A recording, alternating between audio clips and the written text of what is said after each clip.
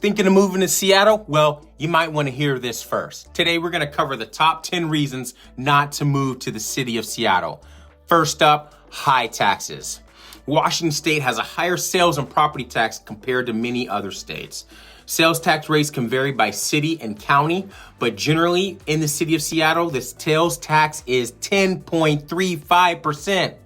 10.35%, y'all. 10.35%. It's very high, relatively compared to national averages nationally. In King County, the other parts outside of the city of Seattle, they're ranging from about 7 to 10, but not quite as high as the city of Seattle, being the most expensive. Topic number 9. There is no professional basketball team. There used to be the Seattle Supersonics after 40 plus years being within the city. In 2008, they left the city because the new owner could not acquire the funding for a new stadium. Y'all, I was in the city. I was going to the games. I remember Sean Kemp, Gary Payton getting their jerseys, putting them up on my wall, and also wearing their shoes. And then, boom, they were gone. It was a traumatic event for the city of Seattle residents. So they went to Oklahoma and then they renamed to the Oklahoma City Thunder. It was a very controversial, deeply disappointing to many of the long-standing Seattle basketball fans. It was really sad. There was a lot of people that supported them after so many years and they just, boom, bounced. Topic number 8, traffic congestion. Seattle's traffic can be notoriously congested, especially during rush hour. Rush hour in the morning is between the hours of 6 a.m. and 9 a.m. In the evening, it's from 4 p.m. to 6 p.m. Peak tourist seasons include the events of the hydroplanes, the hydroplane boating races, which is the Seafair, any professional or Seahawks games, Mariners, UW football. The seasons are very congested on the surface streets and makes traffic and getting around very difficult. You might want to plan accordingly if you're going to be going around, but Seattle's traffic is very, very congested and controversial.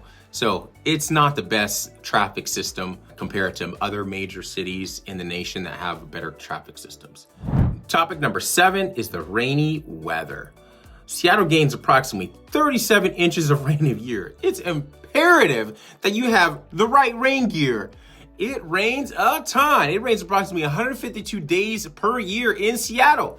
152 days a year. It's almost half of the entire year. 6 months out of the year, it's raining. Best time to visit Seattle is May through summer because of its sunny and warm weather. And a lot of people complain about the gloominess and the grayness of the city and kind of sometimes have a hard time coping because of the gray and extended seasons of the gray weather. So that is definitely something to consider.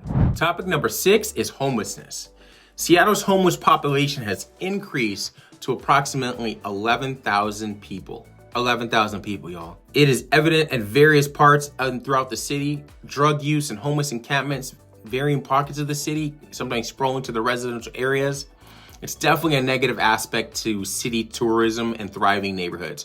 You can feel some unsafe around encampments and homeless population. The city council policies and public housing kind of has struggled with kind of addressing some of the issues, a homeless crisis that the city is struggling with. And so it definitely is a negative to the city, is the homeless issue. Topic number 5, the growing pains. Seattle's rapid growth has led to a lot of infrastructure challenges, including strain on public services and amenities. According to the recent Census Bureau study, approximately 65,000 people have moved into the city of Seattle in the King County area within the last 12 months. The last 12 months, y'all. And also, their city is having a difficult time keeping up with the housing and the demands for all of these individuals. Additionally, building houses in Seattle is taking a considerable amount of time given the city's permitting processes and also the red tape associated with building. So builders haven't had to jump through a lot of hoops to bring these new units into the market. And sometimes the builder is taking up to 2 years for a builder to get a plans and permit for them to build a single family home. There's a lot of growing pains within the city of Seattle. Next up is limited public transportation.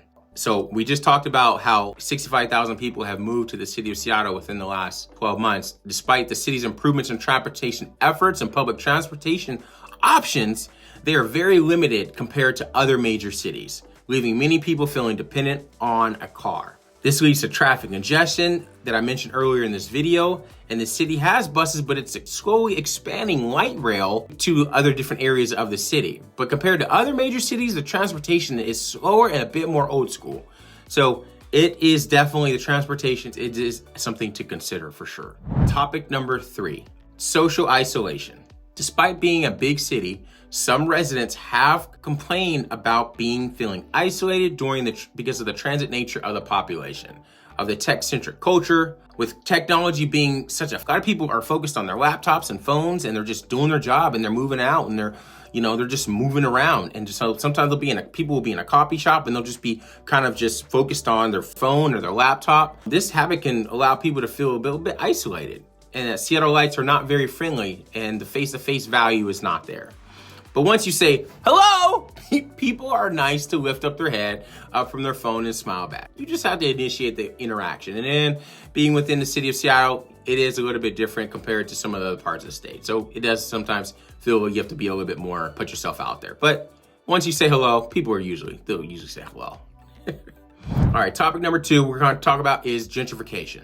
The rapid development and gentrification in certain neighborhoods has led to displaced populations, people of color, and affordability issues of longtime residents.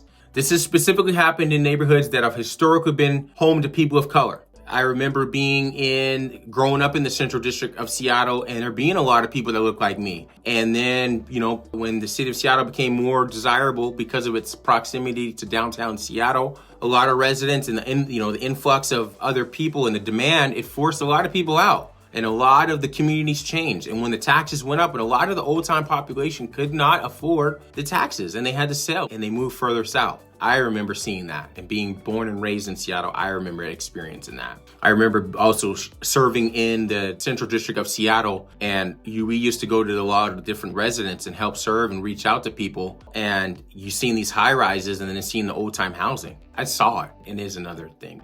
Another topic is the cost of living in Seattle. The cost of living in Seattle is very expensive. The groceries, the entertainment, it's significantly higher compared to national averages. It has been reported to comfortably live in the city of Seattle, a person would need to make upwards of $150,000 a year, cost of housing and groceries. Utilities are also pretty pricey in the city of Seattle. There are no lower end price retail stores in the city.